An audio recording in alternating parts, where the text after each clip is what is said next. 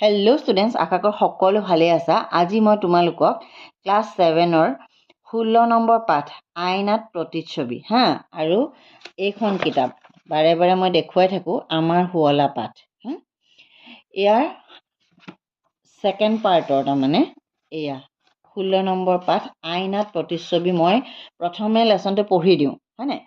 তাৰ পাছত তোমালোকে মই কুৱেশ্যন আনচাৰখিনি কৈ দিম, তোমালোকে কুৱেশ্যন আনচাৰখিনিও লিখিবা। আৰু মই পঢ়ি এটা কাৰণেই দিওঁ লেচনটো পঢ়ি দিলে তাৰমানে কি হয় জানানে, তোমালোকে ভিডিঅ'টো উলিয়াই ল'বা আৰু কিতাপখন মেলি ল'বা। কিতাপখনৰ চাই মই যিভাগে উচ্চাৰণ কৰোঁ তোমালোকে সেইভাগে লাইন বাই লাইন এনেকৈ ধৰি ধৰি পঢ়ি ল'বা। অ'কে, তেতিয়া তোমালোকৰ বুজাত সুবিধা হ'ব আৰু উচ্চাৰণ শুদ্ধ হ'ব। আইনাত প্ৰতিচ্ছবি। ৰীতাই নিশা ভাত খাবলৈ উঠি শুবলৈ লোৱাৰ আগতে সদায় দাঁত ঘঁহি লয়। এই লেচনটোৰ প্ৰথম এই কথাটো ভুল হৈ আছে দেই।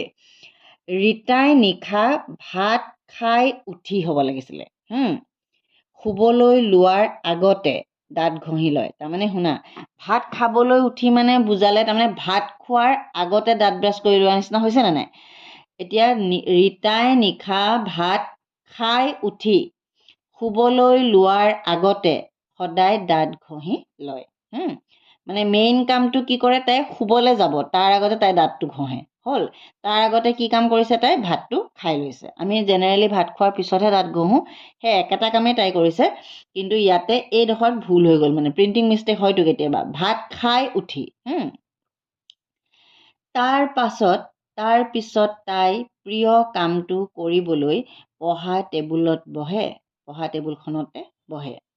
ৰীতাই সদায় ৰাতি ডায়েৰী লিখে। ৰীতাই কি কৰে, সদায় ৰাতি তাই ডায়েৰী লিখে। মানে ৰীতাই সদায় ৰাতি ডায়েৰী লিখে। ডায়েৰীত তাই দিনটোৰ প্ৰতিটো দৰকাৰী ঘটনা লিপিবদ্ধ কৰে। দিনটোত তাই কি কৰিলে, কি পঢ়িলে, কোনে তাইৰ ভাল গুণ বেয়া গুণৰ কথা ক'লে, এই সকলোবোৰ কথা কোনো লোকধাক নকৰাকৈ লিখি যায়। এক মিনিট ৰ'বা।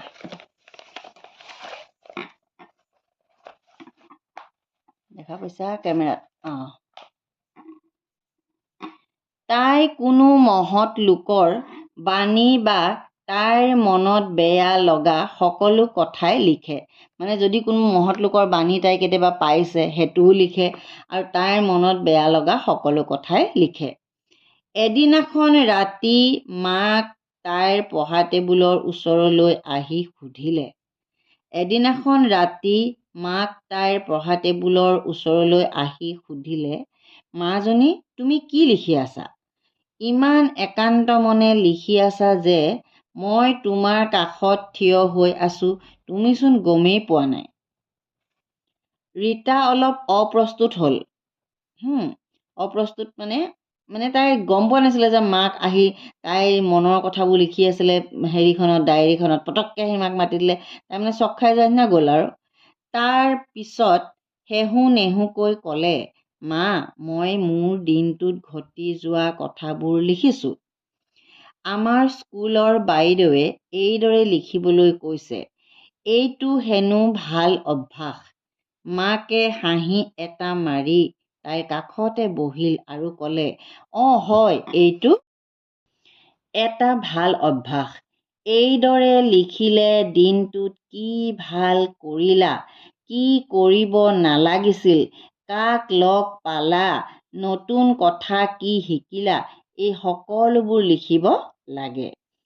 আকৌ যদি কিবা নতুন কিতাপ পঢ়া, তাৰ পৰা কি ভাল বেয়া জানিলা তাকো চমুকৈ লিখিবা। তুমি যদি কেতিয়াবা ভুলতে বেয়া কাম কৰিছা বা কাৰোবাক মিছা মাতিছা, সেয়াও লিখি থবাচোন। অকল ভাল বা শুদ্ধটোকে লিখি থাকিলে নিজকে সংশোধন কৰিব পৰা নাযায়।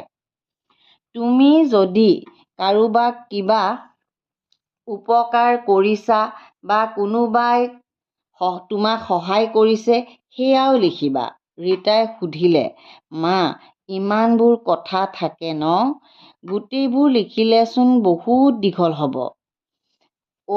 তুমি ঠিকেই কৈছা, মাকে কৈছে তুমি ঠিকেই কৈছা। সেয়ে এই লিখাবোৰ একেবাৰে চুটি চুটি বাক্যত লিখিবা।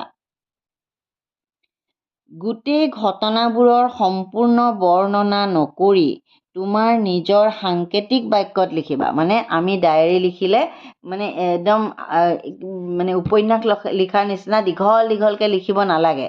চুটি চুটিকৈ কেনেধৰণে লিখিব পাৰি সেইভাগে লিখিব লাগে। মানে শিকিব লাগিব আমি লিখিবলৈ। বাৰু কোৱাচোন মা, ডায়েৰী লিখিলে কিনো ভাল হয়? এই গোটেই ঘটনাবোৰৰ সম্পূৰ্ণ বৰ্ণনা নকৰি তোমাৰ নিজৰ সাংকেতিক বাক্যত লিখিবা, যিটো পঢ়িলে তুমি নিজে বুজি পাবা। ৰীতাই পুনৰ সুধিলে, বাৰু কোৱাচোন মা, ডায়েৰী লিখিলে কিনো ভাল হয়?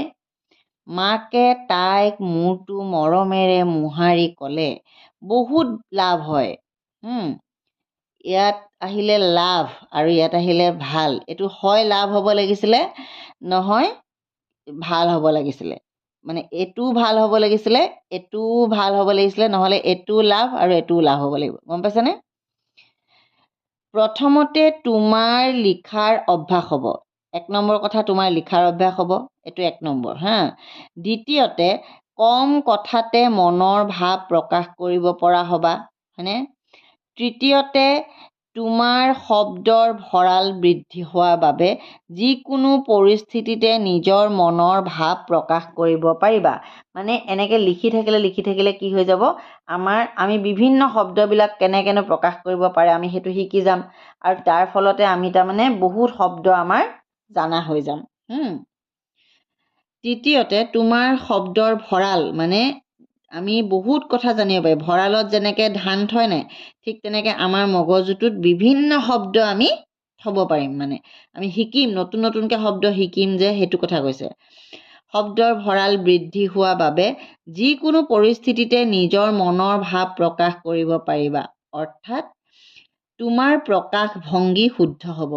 চতুৰ্থতে, সকলোতকৈ ডাঙৰ কথা হ'ল তোমাৰ ভাল বেয়া গুণ দোষবোৰ, তোমাৰ ভুলবোৰ লিখিলে তুমি নিজকে শুদ্ধ কৰিব পাৰিবা। ডায়েৰী লিখিলে পিছত যেতিয়া পুনৰ পঢ়ি চাবা, তেতিয়া নিজকে আইনাত দেখাৰ নিচিনা লাগিব। তাৰ মানে আইনাত যিদৰে আমাৰ ভাল চেহেৰা বা লেতেৰা চেহেৰা দেখিবলৈ পাওঁ, ঠিক সেইদৰে তুমি তোমাৰ নিজৰ ভাল বেয়া গুণবোৰ বিচাৰ কৰি চালি জাৰি চাব পৰা হ'বা। তেতিয়াই জানিবা তুমি শুদ্ধ পথলৈ আগবাঢ়ি আহিব ধৰিছা। ৰীতাই মাকক সাৱটি ধৰি ক'লে, আমাৰ স্কুলৰ বাইদেৱেও এইদৰে কৈছে, আৰু কৈছে মোৰ যে বেয়া খংটো আছে, এইদৰে ডায়েৰী লিখিলে বোলে নোহোৱা হৈ যাব।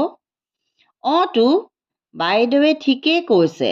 যিবিলাক ল'ৰা ছোৱালীয়ে মিছা কথা কয়, কাজিয়া কৰে, লোকৰ বস্তু চুৰি কৰে, সেইবোৰ অভ্যাসো এইদৰে লিখিলে নোহোৱা হৈ যায়।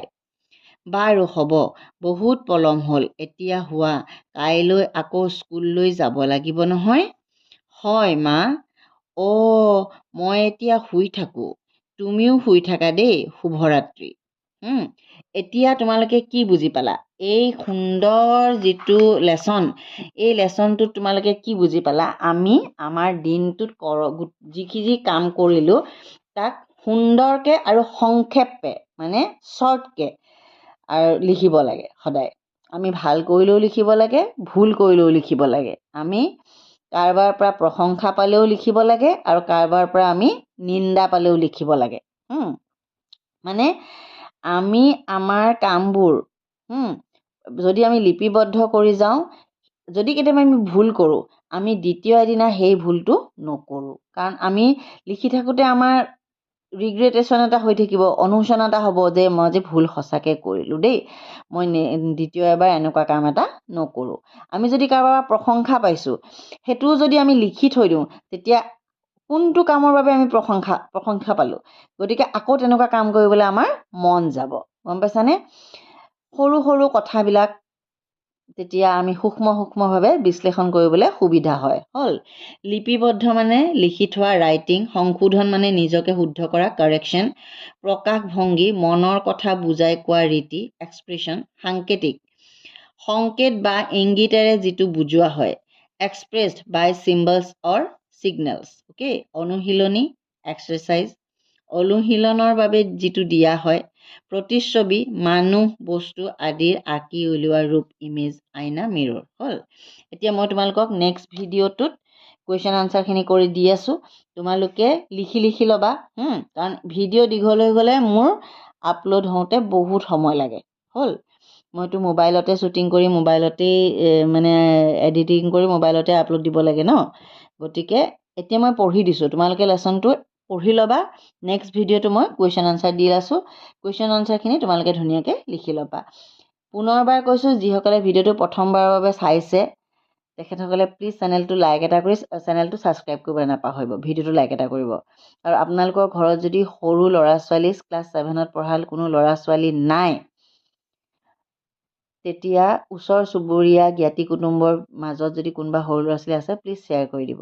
যিসকলে চেনেলটো অলৰেডি ছাবস্ক্ৰাইব কৰিছে তেখেতসকলক বহুত বহুত ধন্যবাদ। লগ পাম আন এটা ভিডিঅ'ত।